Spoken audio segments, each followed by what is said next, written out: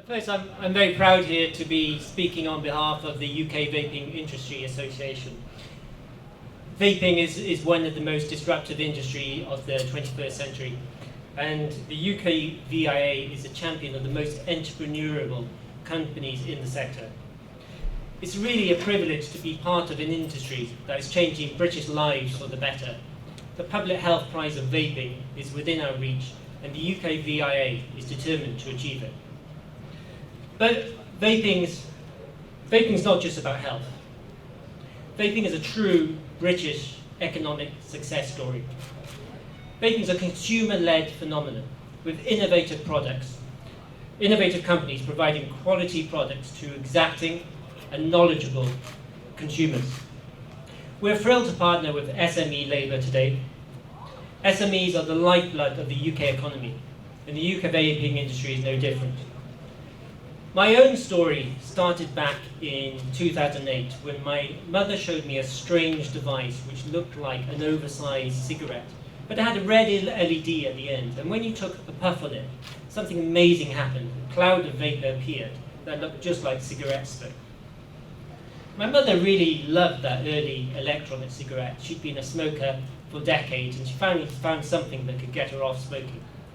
So she asked me if I could build a website to sell it, and after about 2 weeks, with a very basic but functioning e-commerce site, we scraped £1,500 together from our savings, and we bought some stock and started selling. We didn't have the resources for serious marketing in those early days, so we found many of our first customers by traipsing around the country and going to country shows and fairs.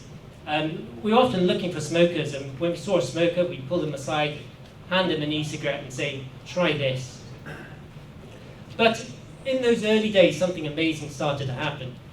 Our customers felt the benefits of electronic cigarettes, and they told their friends, and their friends told their friends. Vaping was really becoming a movement. What we didn't know then was about the wave of opposition that we would soon face. From that first £1,500 of investment, we now have 20 shops across the country.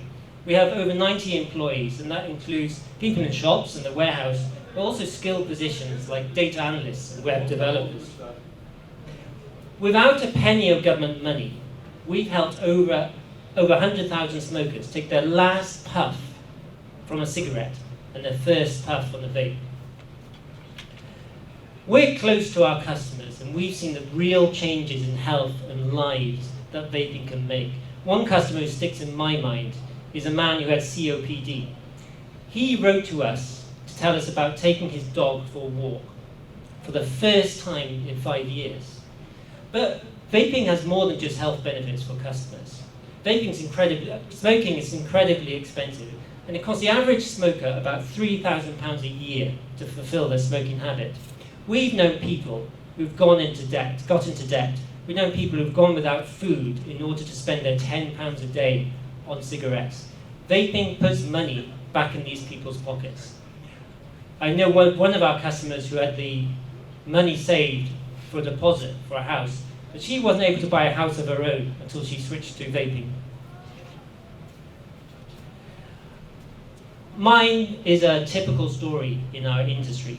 Many of us are accidental entrepreneurs. We found something that got us off smoking. We found something that we really loved, and we developed a passion for it, and we started selling it. Many of us never expected to be a business bigger than 1 or 2 people. I know I certainly didn't. But now, at a time the high street is in free fall, we're opening thousands of shops across the country. And I believe that our industry can play a key role in the high street's fight for survival. We've reversed the trend of shops moving from the high street to online. And many of us started our businesses online, and we used the profits to start opening those shops across the country. And why is that? Well, our industry is service focused. Our teams are trained to provide the support and expertise to get people off cigarettes and onto electronic cigarettes. It's quite common for our teams to spend an hour or more with one person, helping them find the right product, the right e-liquid, the right nicotine strength, the right flavour to get them off smoking for good. It's a service that's impossible to replicate online, and it's a far cry from the automated supermarket checkouts we're increasingly seeing across the country. Our industry employs many thousands of people who essentially have got one job, and that's to get people off smoking.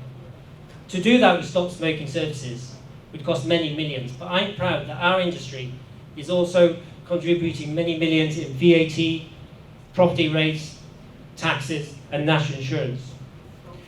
The product we sell most of is e-liquid, and that e-liquid is manufactured right here in the UK. And the UK e-liquid industry is leading the world in terms of products, product standards, and quality. At the same time, we're exporting across Europe and much of the globe, creating new manufacturing jobs for British people, and new research jobs for British scientists and toxicologists. Vaping has got real benefits for the economy, for the people, and for jobs. But we've had to build our companies in the face of a wave of misinformation, much of it generated by powerful interests who are threatened by the elimination of smoking.